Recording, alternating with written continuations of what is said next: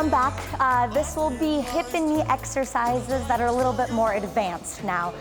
Some of them are repetition and just kind of progressed from the kind of general version now to be a little bit more difficult, a little bit more challenging. So again, we're gonna start off with a regular bridge, really pushing through those heels and back up.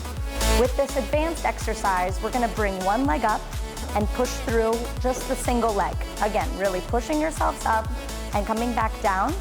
One more time. And you can switch legs as well. And back up. Very good. And one more. Perfect.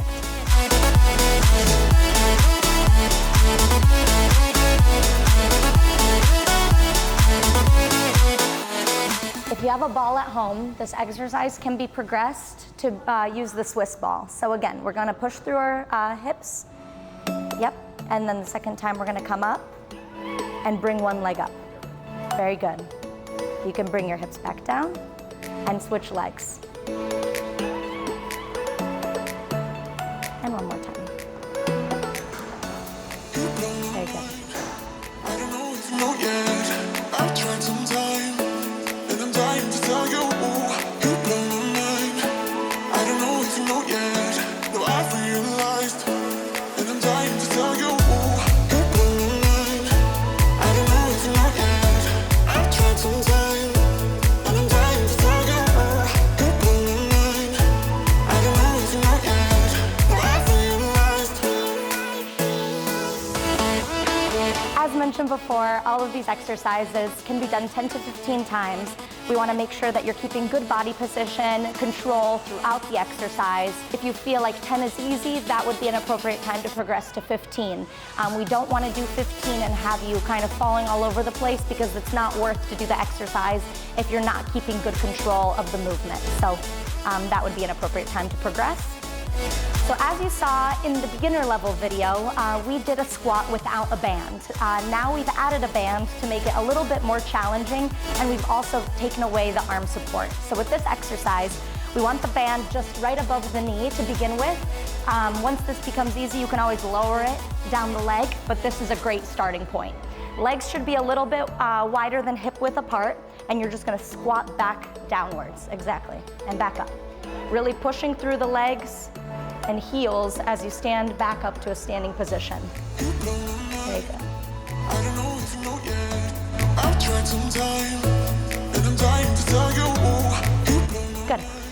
The next exercise will also be in a squat position, but we'll be moving as we're in a squat. So again, you want your feet a little bit wider than hip width apart, assuming that squat position, and then we're walking sideways. Exactly. Really trying to keep that tension on the band throughout the exercise, exactly. And again, you can drop the band below the knee or to the ankle to make this exercise harder. Above the knee, it'll be the easiest.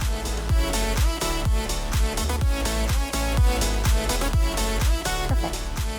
So the last exercise that we'll be going through is a lunge. So again, our model is holding on over here to the wall. At home, you can use a countertop, the side of a couch, anything that's stable and that would provide you some support.